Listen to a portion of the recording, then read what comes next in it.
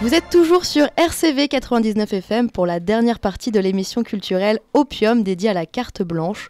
Mathieu, le fidèle compagnon de Festival de Léo, avec qui il a réalisé des vidéos à retrouver sur la chaîne YouTube d'Efflorescence culturelle, est parti dans le désert jordanien à la rencontre des réfugiés bédouins. En octobre, je suis parti à la découverte de la Jordanie, ce fabuleux pays aux mille et une couleurs de roche, saveurs de thé et paysages sans cesse surprenants. Mais qui dit Jordanie dit forcément bédouin, ce peuple à la base nomade, habitant dans le désert ou dans les montagnes, qui s'est depuis plusieurs dizaines d'années reconverti dans le tourisme. La mentalité bédouine se définirait d'ailleurs à cela. Le mode de vie des Bédouins est simple. Il est apaisé, compréhensif, ils vivent naturellement, vraiment normal, loin de la politique. Ils veulent juste avoir leur vie simple. Ils ne sont pas comme des personnes riches, ils sont vraiment terre à terre. Les Bédouins appartiennent à des tribus et c'est la chose la plus importante dans leur vie. Celui que vous entendez, c'est Ahmad, l'un de nos hôtes. Et quand on lui demande ce qu'il fait, entre guillemets, dans la vie, il répond cela. Nous sommes des Bédouins, mais Bédouin n'est pas un métier. Nous sommes de Petra, donc nous travaillons avec le tourisme. Petra est un des meilleurs lieux pour le tourisme en Jordanie et nous travaillons avec le tourisme. Tout le monde ici travaille avec le tourisme. Bref, après s'être perdu dans le désert de Petra, sans réseau ni argent, nous avons réussi à trouver notre campement et nos hôtes, Ahmad donc, qui nous avait fait une petite surprise en nous attendant au coin du feu avec ses amis.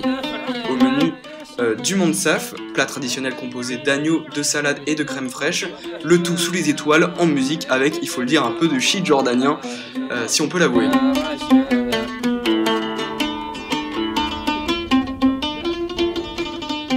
Mais lorsqu'on dit Jordanie, on pense forcément à l'afflux impressionnant des réfugiés. Par exemple, il faut savoir que dans un pays comme la Jordanie, il y a 87 réfugiés pour 1000 habitants contre par exemple 15 seulement pour la Suède.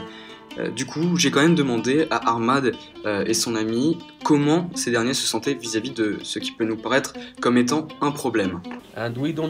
On n'aime pas les appeler des réfugiés, nous les appelons des invités. Ils sont des invités pour la Jordanie. À propos de l'économie, tout le monde a son propre mode de vie, tout le monde a son moyen de contribution à l'économie du pays.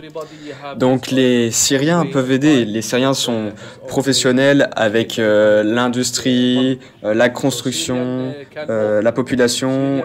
Ils peuvent aider le pays. Nous avons une très bonne relation avec les réfugiés syriens. On comprend leur situation, ils ont beaucoup de problèmes, on compatit à propos d'eux et on va essayer de les aider. C'est aussi difficile pour eux en Jordanie, mais aussi difficile pour nous. Pensez-vous qu'il y a une solution concernant la crise des réfugiés en Jordanie ? Les Syriens doivent étudier et arriver à résoudre leurs problèmes. Eux-mêmes, ils ne veulent pas vivre en Jordanie. Tout le monde veut retourner à la maison. Chaque invité syrien a sa maison, ses projets, sa famille, son groupe d'amis. Ils veulent rentrer chez eux. Bref, lorsqu'on les entend parler entre eux, la guerre, les réfugiés ou encore l'actualité politique semblent quand même bien loin des préoccupations principales de nos amis les Bédouins. On remercie Mathieu qui est actuellement au Liban et on va se quitter maintenant pour laisser place à la suite de la programmation de RCV. On se retrouve dans un mois. Retrouvez le podcast de l'émission sur efflorescenceculturelle.com, un webzine à retrouver sur les réseaux sociaux Facebook et Twitter. Merci à Lucille Moy et Benoît Vattard pour leur confiance et merci à vous, Salma, Léo, Arthur et Valentin. Merci à toi. Merci.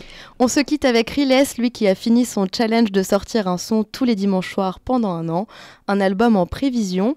En attendant sa sortie, on écoute In the Jingle. À bientôt. Jungle. Bonsoir.